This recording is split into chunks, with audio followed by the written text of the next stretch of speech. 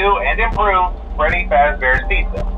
I'm here to talk you through some of the things you can expect to see during your first week here and to help you get started down this new and exciting career path. Now, I want you to forget anything you may have heard about the old location. Some people still have a somewhat negative impression of the company. That old restaurant was kind of left to rot for quite a while, but I want to reassure you, Fazbear Entertainment is committed to family fun and above all, safety.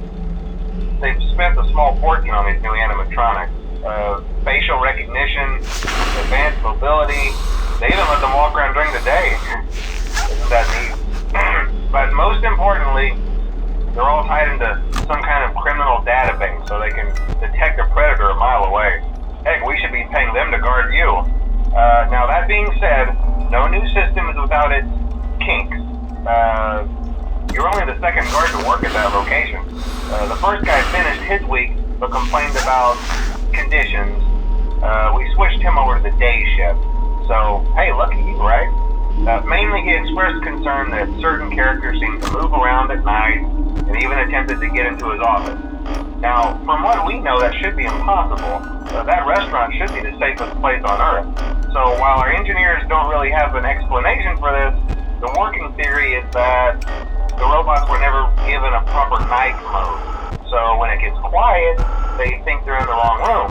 So then they go try to find where the people are, and in this case, that's your office. So our temporary solution is this. There's a music box over by the prize counter, and it's rigged to be wound up remotely. So just every once in a while, switch over to the prize counter video feed and wind it up for a few seconds. It doesn't seem to affect all of the animatronics, but it does affect one of them. And as for the rest of them, we have an even easier solution. You see, there may be a minor glitch in the system, something about the robot seeing you as an endoskeleton without his costume on and wanting to stuff you into the suit. So hey, we've given you an empty Freddy Fazbear head. Problem solved. You can put it on any time and leave it on for as long as you want. Eventually anything that wandered in will wander back out. Something else worth mentioning is kind of the quirky modern design of the building. You may have noticed there are no doors for you to close. But hey, you have lights, and even though your flashlight can run out of power, the building cannot. So don't worry about the place going dark. Well, I think that's it. You should be golden. Check the lights, put on the Freddy head if you need to. Keep the music box wound up, piece of cake. Have a good night, and I'll talk to you tomorrow.